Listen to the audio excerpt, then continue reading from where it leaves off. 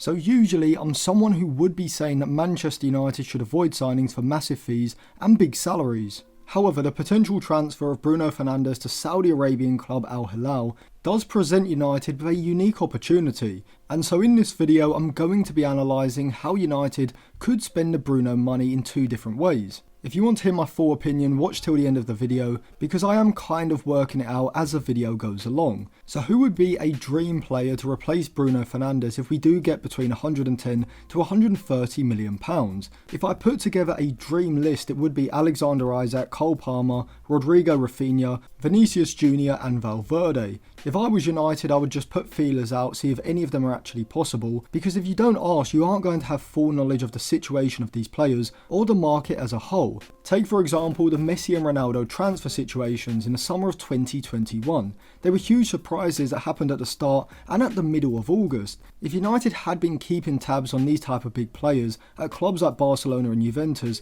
or even Messi and Ronaldo themselves, we could have been able to adjust our spending that summer, either to afford Messi or to sign Ronaldo as we did, but adapt our transfer plans with Ronaldo now the focal point of the side. And a better example of this theory during the same summer transfer window would be Manchester City, who could have held off on the Grealish transfer if they had had some prior knowledge on potential hiccups in Messi's new contract. But instead they ended up paying £100 million for Jack Grealish, when looking back in hindsight they probably would have rather gone for Lionel Messi. But before I come on to that, a quick reminder, if you do want to check out any cheap, good quality football jerseys, go over to jerseyfifa.co. They've got a variety of different current season and retro jerseys, including this 2006-2007 white Manchester United away shirt with Ronaldo 7 on the back, which was actually my first football shirt as a kid. They've also got other club and international retro shirts, as well as the new season jerseys when they do come out in the summer as well. If you use code Atlantis at checkout, you'll get a 10% discount, so I'll leave it linked in the description and in the comment section below.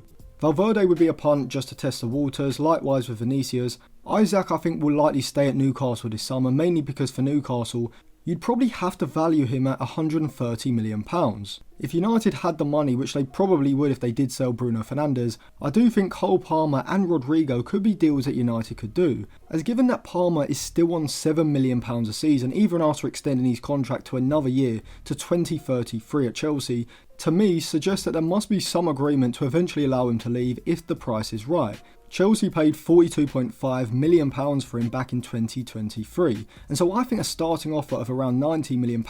would at least get them to entertain the conversation, with a deal likely costing between £105 and £110 million I'd probably estimate, with Palmer also taking Bruno Fernandes' £15 million salary. Rodrigo is likely to be available for transfer this summer and wouldn't be as expensive in terms of the actual transfer fee. I've seen £85 million reported, which I think would be the right price, but definitely not over 90. Rafinha, because he is 4 years older, would be slightly less. And even though if I was Barcelona there's no way I would sell Rafinha, given their current financial situation, you certainly can't say that it's off the table. Especially once you consider that we have Rashford, who is a year younger than Rafinha, 28 in October, the Brazilian is 29 in December, and would likely take a pay cut to make a move. He'd also be replacing Rafinha in his perfect role in arguably the perfect system to get the best out of him, and with him being valued around £40 million,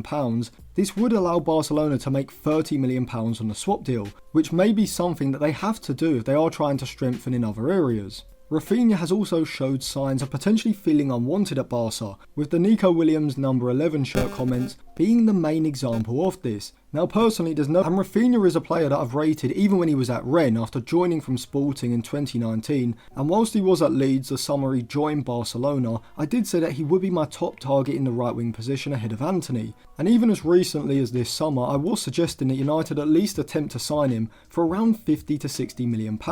slightly above what Barcelona paid, and even then in the comments people were still telling me that he was overrated. However, I will concede that even I didn't think he'd get to this level, because in Hansi Flick's incredibly modern system, I would argue probably the best tactical system in the world right now, Rafinha's football IQ has taken him to another level, where he has a serious chance of winning the Ballon d'Or or FIFA World Player of the Year by the end of 2025. He is 29 in December, but given that he is replacing Bruno Fernandes, who is 31 in September, United would essentially be getting a Bruno Fernandes upgrade, who also has greater longevity being 2 years younger and is going to be paid the same or even a lower salary. And also, I would argue that Rafinha suits the system a lot better. But even without selling Bruno Fernandes or getting any money from Greenwood, United should still be able to raise between 180 and 200 million pounds. Add on 120 million for Bruno and at least 30 million for Greenwood, with Marseille having to sell for at least 60 million pounds in order to make a profit with the sell-on clause, and that takes you north of 300 million pounds towards 350 in player sales.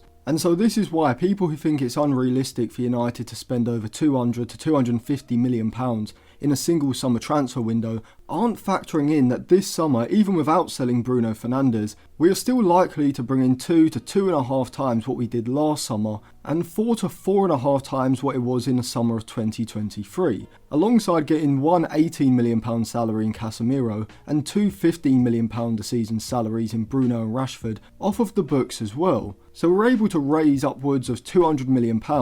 before even coming on to the Bruno Fernandes money. So along with Cunha at 62.5 million, which is his release clause, and then go out and get Oyedele for 7.5 million, maybe 15 million depending on the clauses in his contract. Alvaro Fernandes I'd bring back for 8.5 million. If you do want to see my video on Alvaro and Oyedele, I'll leave it linked in the eye above and also in the description below, alongside some of the other videos as well. But from here I'd also sign Leonardo Balerdi from Marseille, I reckon 30 to 35 million, because I think people are underestimating how much having a central centre-back with the press resistance and ball playing ability of Balerdi would improve United in build-up. I'd also go and get Adam Walton, because Angelo Stiller and Ederson are both going to cost around £50 million each, so I'd rather just avoid another Agate João Neves situation and pay a bit extra for a more complete player, with me estimating that Palace would sell him for between 65 to 70 million pounds. Obviously if it gets extortionate we would have to look at other options,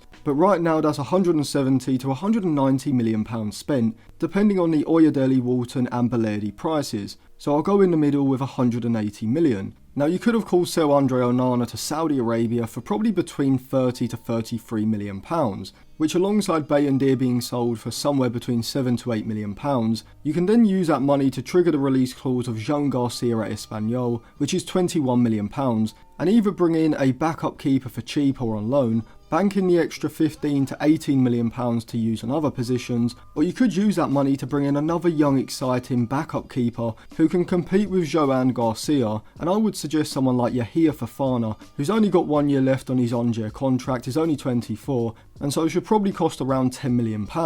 If you watch my analysis video on him, you'll see that he looks very exciting statistically, so I'll leave it linked in all the usual places, and I'll probably actually just make a playlist as well. You've also got Dalot there, who you should be able to sell for between 30 to 35 million pounds, which then gives you the money to trigger Frimpong's 33 million pound release clause. But for those 2 or 3 transfers, I'll leave them separate for now, because otherwise people get overstimulated and they start saying it's like Football Manager, as though it's not primarily based on real life anyway. But even without selling those players, you should still be able to bring in at least 180 million pounds, likely 220, 230, if we could get deals for Anthony and Sancho valued right, potentially some money from Greenwood with the sell-on clause, and then of course the money from Bruno Fernandes. So if we quickly outline the squad, we've got Onana or Garcia in goal, Fofana as a backup because I think we should sell Bayindir anyway. You've got Leonardo Balerdi as the central centre-back, Maguire as the backup option in that position, which could certainly be useful throughout the season, especially if we do have to play Balerdi on the left whilst Martinez is absent. You've got Mazraoui on the right with either Yoro or De Ligt as the left-sided centre-back initially,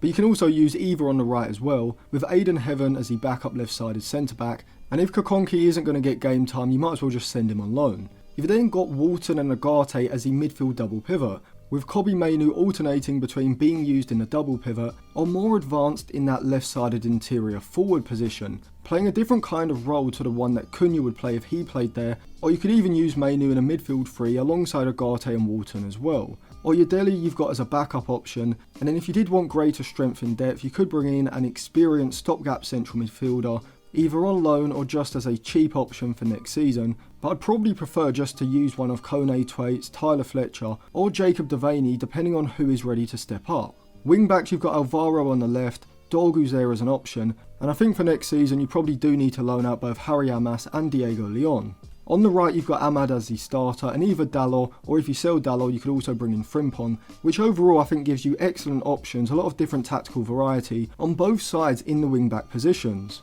And so in the front line at the moment, that leaves us with Cunha and either Mainu or Mount either side of Xerxes, with around 150 to 160 million pounds still available from player sales in the summer. And so once you factor in that we should probably be able to spend around 50 million pounds net this summer, and also any accounting methods that you can do with the amortised fees, you've got a massive amount of money to spend on the front line. So how would I spend it? Well, as I've said, if you're selling Bruno, you've got to replace him with a ready-made player, elite level current ability, and also clutch when it comes to big moments and big games, which of course is going to be expensive, but as I've just shown, we should have the money to do so. From the list I mentioned earlier, I think Palmer, Rafinha and Rodrigo are the only three we'd probably have any chance of signing, and even then it's not certain with Rafinha, as he could sign a new contract, or Barcelona just don't want to sell or are demanding over £75 million, but with 2 years left on his contract, Barca's financial situation and odd decisions, alongside Rafinha's Nico Williams comments, I think it's at least worth a try.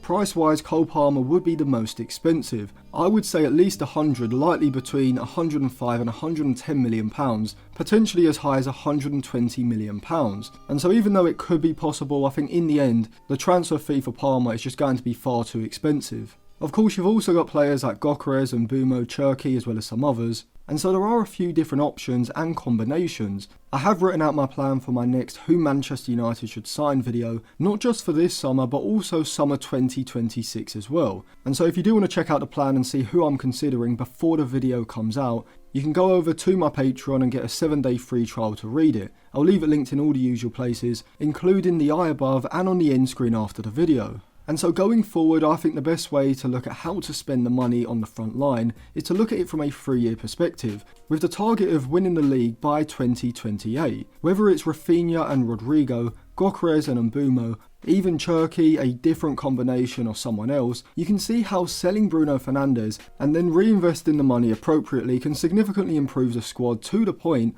where I think we would have the quality in the squad to compete with the top 2 or 3 in the league. In the next part of this series, I'm going to be looking at how to spend the remaining money on a centre forward and interior forward, breaking down the different options in a lot more detail, but that's the outline of the squad, so let me know in the comments, if you've got £150 million plus to spend on the front line, who would you choose this summer? Also, if you want to pick up any cheap, good quality football jerseys, go over to jerseyfifa.co. I'll leave it linked in the description and in the comments section below, and you can use code Atlantis at checkout for a discount for a limited time. But if you do want to sign up to my Patreon to read the articles or join the in-game Instagram group chat, I'll leave that linked on the end screen now as well.